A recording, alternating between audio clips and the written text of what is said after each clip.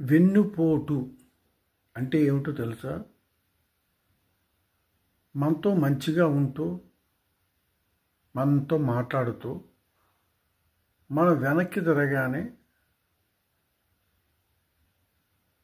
మన గురించి చెడ్డగా మాట్లాడడం, మనం బాధపడుతుంటే నవ్వడం, మనం ఎదుగుతుంటే బాగుపడుతుంటే ఏడవడం,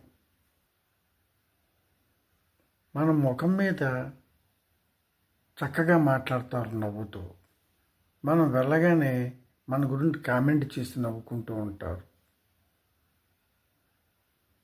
ఈ మనస్తత్వాలు ఇలా ఉంటున్నాయి ఈ మధ్యకాలంలో కొంతమందిలో, అందరిలోనూ కాదు. ఓర్వలేనితనం, అసూయ ఎక్కువైపోయాయి, స్వార్థం ఎక్కువైపోయింది. మనసులో ఒకటి పెట్టుకుని పైకి ఒకటి మాట్లాడుతున్నారు.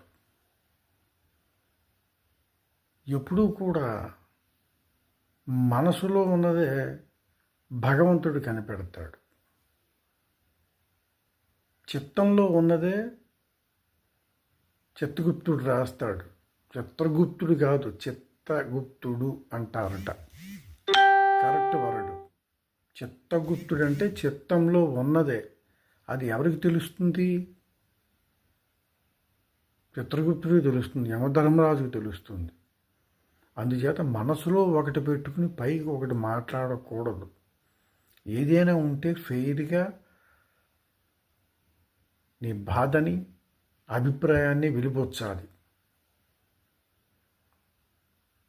లేదా మౌనంగా ఉండాలి. మాట్లాడితే సవ్యంగా చక్కగా మాట్లాడాలి. ఎవరి మనోభావాలు దెబ్బతీయకూడదు. గుర్తుపెట్టుకోండి.